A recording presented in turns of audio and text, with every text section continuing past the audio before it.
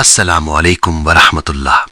अगर आप जिंदगी की किसी भी परेशानी में घिरे हुए हैं, रिस्क रुक गया है, रिश्ता नहीं हो रहा, जायज मोहब्बत में रुकावट है, नौकरी नहीं मिल रही या कोई भी हाजत दिल पर बोझ बनी हुई है, तो आज मैं आपके लिए एक ऐसा मुजर्रब और ताकतवर अमल लेकर आया हूं जो अल्लाह के कलाम पर मबनी है और जिसे कई अहले इल्म ने रूहानी तौर पर बहुत अजीम करार दिया है।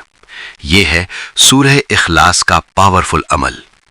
ये अमल आप 11 दिन, 21 दिन या 40 दिन लगातार करें, लेकिन याद रखें इसमें कोई नागा नहीं होना चाहिए। वजीफा की शराइत।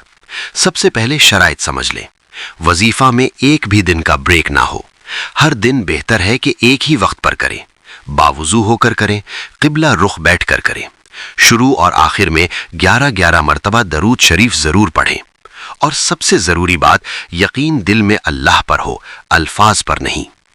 अमल करने का तरीका अब ध्यान से सुनिए। बावुजू होकर साफ जगह पर किबला रुख बैठ जाएं। सबसे पहले 11 मरतबा दरूद शरीफ पढ़ें, फिर सिर्फ पहली मरतबा बिस्मिल्लाह पढ़ें। उसके बाद 1000 मरतबा सूरह इखलास पढ़ें। बाकी मरतबा बिस्मिल्लाह नहीं पढ़नी, सिर्फ सूरह। जब 1000 मरतबा मुकम्मल हो जाए तो दोबारा 11 मरतबा दरूद शरीफ पढ़ें। फिर दोनों हाथ उठाकर अपने मकसद के लिए रो रो कर दुआ करें। दिल से मांगे, गिड़गिड़ा कर मांगे, क्योंकि जब बंदा टूट कर मांगता है तो रब मुस्कुरा कर देता है। नियत का अंदाज।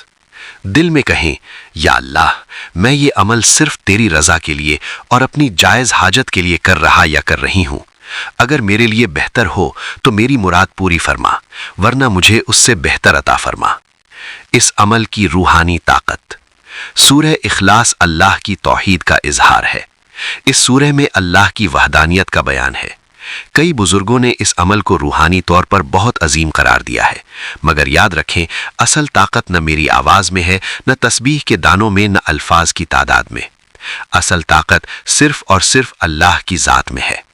अगर अल्लाह चाहे तो 11 दिन में काम हो जाए, अगर अल्लाह चाहे तो 21 दिन में रास्ते खुल जाएं, और अगर अल्लाह चाहे तो 40 दिन के अंदर जिंदगी बदल जाए। आखिरी नसीहत।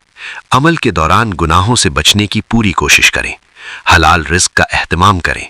दिल को हसद और बुग़्ज़ से पाक करें। और याद रखें, जब बंदा अपने रब की तरफ एक कदम बढ़ाता है तो रब उसकी तरफ रहमत के दरवाजे खोल देता है।